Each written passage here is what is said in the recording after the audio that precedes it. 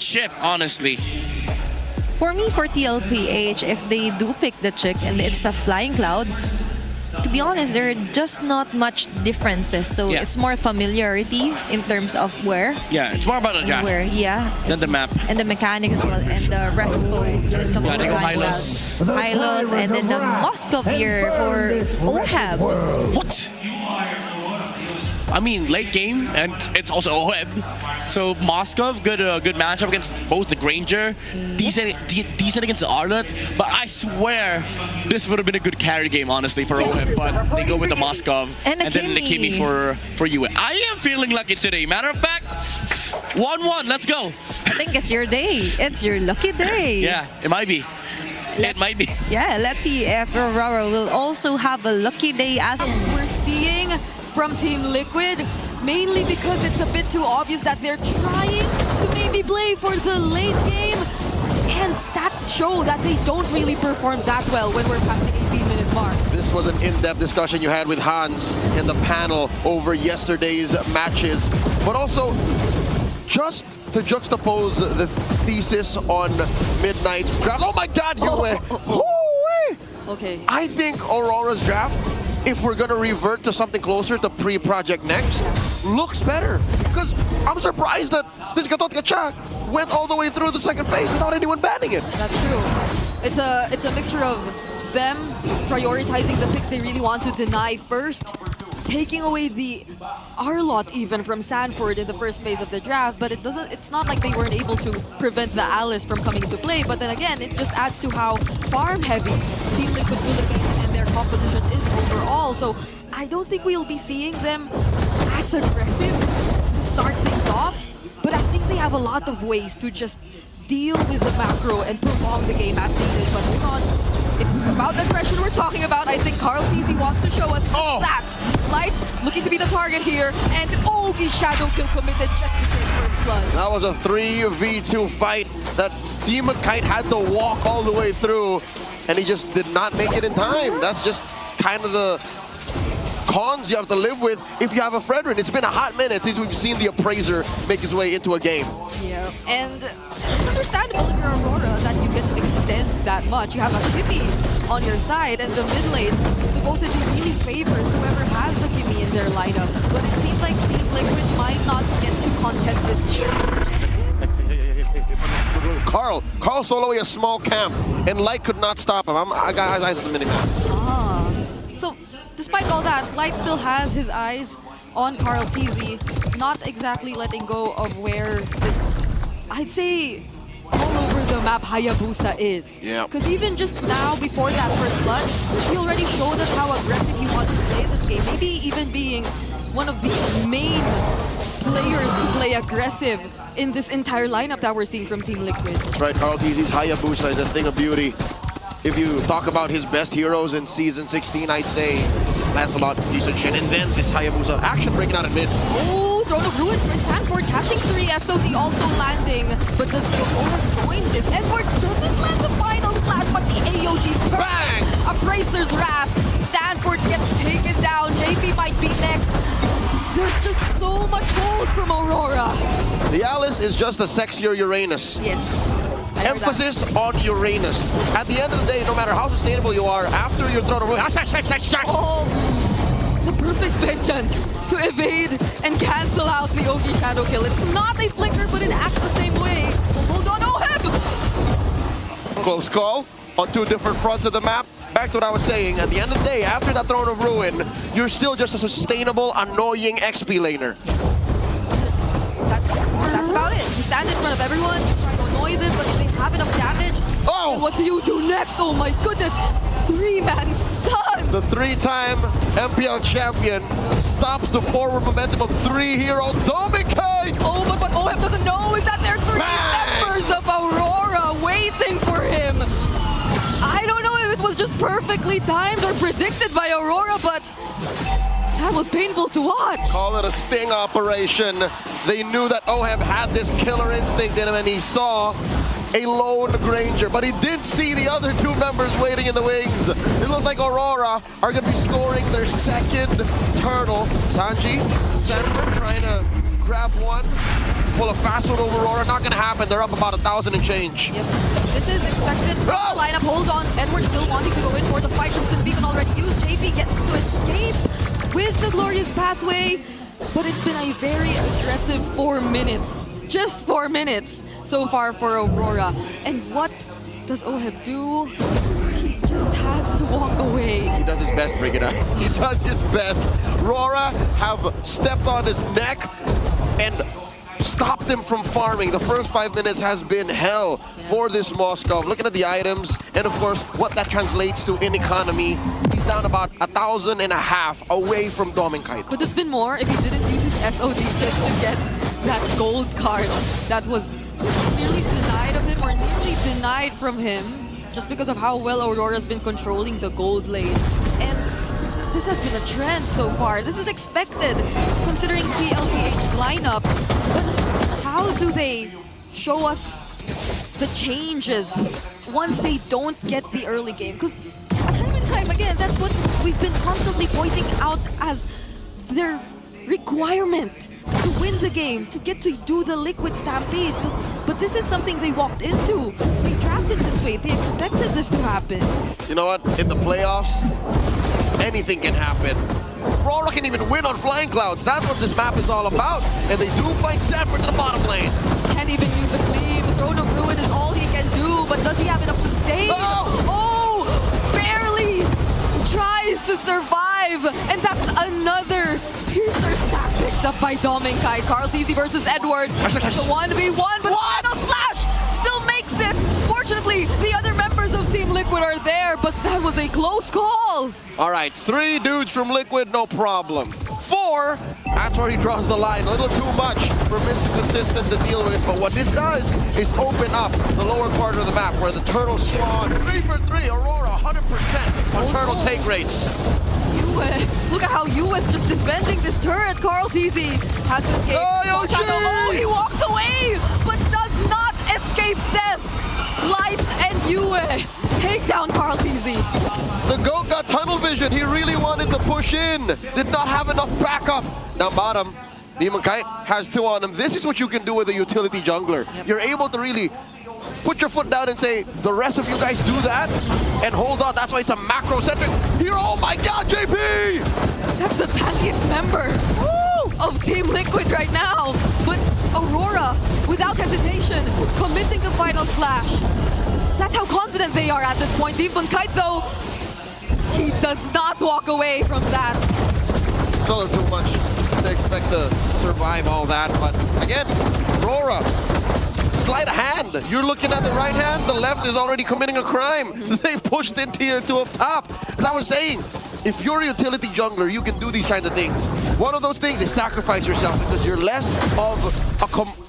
of a asset to your team, so you can afford to die. Second is you can hold down fights so much longer. Carl Deasy, when he died in the top lane, there was no business for him doing that. Not for that long. So Aurora, they're still on point here, on course. 4,000 gold up, 8 minutes in. This time it's Aurora who's had their turrets untouched for the entire past 8 minutes of the game. Team Liquid Philippines are struggling. They might be waiting for one team fight that they get to win, and it's from that where they just pivot and try to convert into objectives, because the way it's looking right now, could they even split up? Like, I know that's something Oheb would want to do, but based on how Aurora's been rotating, they're not making it easy for the Moskov. I think they can. They just have to be very specific about it. Like now, see this? It's clear where Aurora is. They show themselves on the map.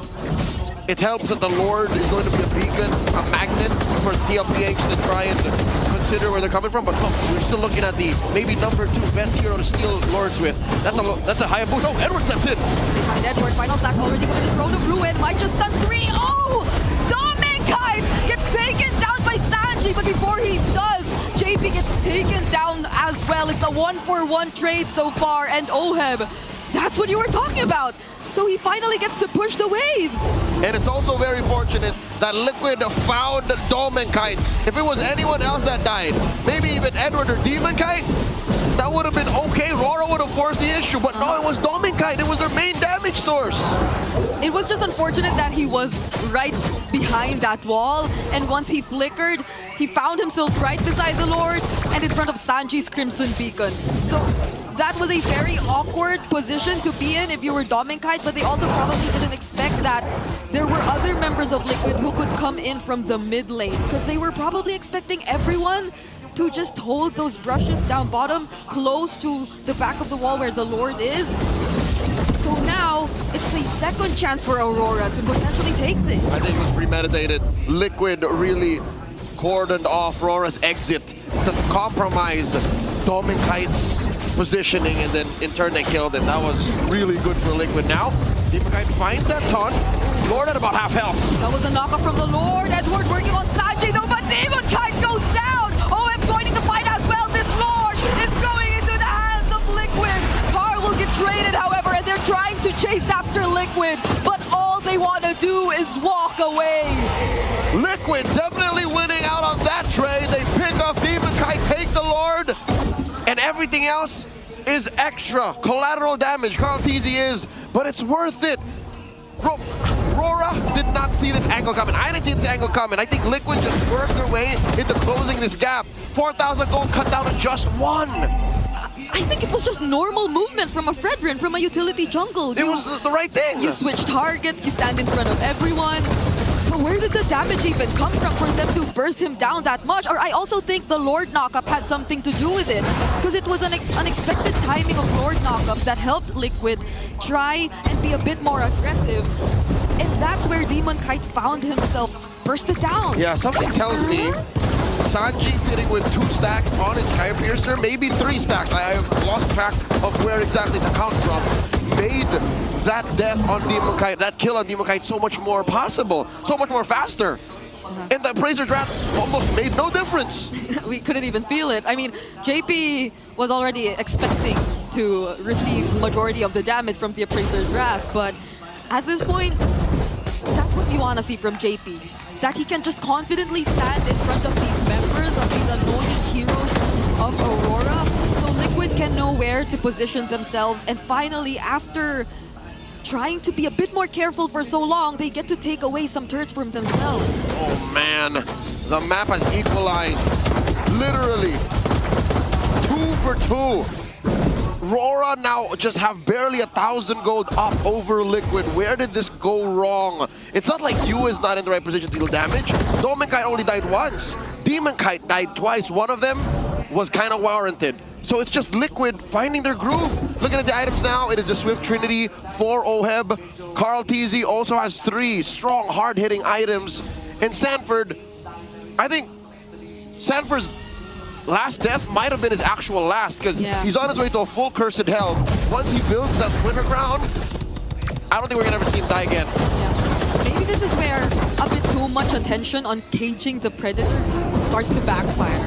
Because it's just not worth it. It takes too much time. And I don't think, like, maybe Sanford even wants you to pay so much attention to him at this point. Majority of the damage, of the disruption will come from him, yes, but not the damage. And he's not the guy who needs to be there until the very end of the team fight. Oh yeah. So maybe essentially kind of similar to the Fredrin. Yeah, at the end of the day, it's got to be Oheb, it's got to be Carl. Sanji is the finisher. The fact that Sanford is so annoying and could impact a team fight so much from the XP lane on this Alice is that game changer. So Aurora, how do they react? Maybe don't pay attention to Sanford as much. Like, as much as you can avoid the Throne of Ruin, that's easier said than done. Because either way, he's gonna show up anyway. He is definitely gonna use that Throne of Ruin and try to position himself in front of as much people as he can. So he will voluntarily walk up to you, and you don't need to work so hard to do that, but where are they trying to come from this time? Look at the angle that Sanford's coming through. Edward spots him. Glorious pathway. JP already low. Edward using the final slash, but Sanford stuns so much. It's UN. Dominkite now very low. Dominkite looking at the next target. Carl TZ with a double Ogi Shadow kill now. Trying to go for Doming. Fortunately has a dash, but that's 3 members already taken down. Easier said than done isn't even the start of it. Sanford almost single-handedly helped Liquid win that fight. 3 for none, the Throne of Ruin, everyone on a trampoline. Aurora have to defend. What do we say about Sanford just walking up to everyone and making it easy? And now they're trying to just take as much as they can. Dominkite defending. Oh, the Wind of Nature already committed. Sanford blocking the bullets. But that was such a great defense from Dominkite too. Aurora lose 1 inhibitor. Almost lost mid. They're gonna lose their purple buff. Liquid are up 3,000 gold. Oh my lord, how do you stop Sanford? It's not like he even built his winner crown. Brigida, you said it right. You said it best. He just walked up and said, what are you gonna do about it? Now, I hate to cry over spilled milk, but did Rora not respect Liquid's propensity for crowd control? Not a single Purify. Yeah, I guess there was a bit too much attention on JP as well. It looked like JP was Or on Carl. definitely going down in that instant, but who would have thought? Again, even we were surprised to see Sanford holding that bush. And now he just comes in with the flicker and we might see another one. But they'll be a bit more patient this time because Aurora already takes care of the Lord. They're still breathing, they're still in this. Glorious Pathway by Daddy JP. Liquid looking to scare Aurora away from defending. They do keep that inhibitor up top and the base intact. Aurora still in this game. We're looking like we're about to approach another 20-minute game, honestly, if Looks like it. Aurora are able to still hold this a bit longer. But I think there's not much in terms of the damage dealers if we're looking at gold. Because Sanji, Yue, Oheb, and Dominkite, there's not even 1,000 gold difference existing between these Yeah, heroes. no, it's not about a difference in firepower. It really is everything else that goes with it. It's the garnish, the meat, the protein is sound. It's tasty. But what else do you partner it with? Let's watch that sequence once again. Look at Sanford. I don't think it was enough that Edward was there to check him in. All right, 40 flickered in. He didn't walk up. He gleamed, flickered in, and I think that scared the bejesus out of Aurora. Yeah, and he came from the left mid-bush at that. Yep, it was an ankle breaker. He came from the left, gleamed to the right, and then flickered again to the left. All the while, Aurora probably thought they had everything under control. Nah. Not this Predator. Nah. Not the Apex Predator. Sanford. Okay, so they have 2 anti-heals, right? They have the Sea Halberd on Doming. They have the Glowing Wand on Yue.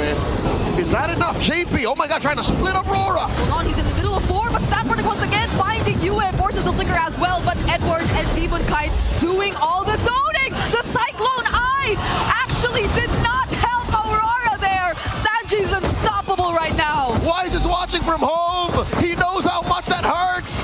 Dominkite backing up, almost gets choked out by Sanji. There's another Lantern Flare. Light trying to walk away, but there's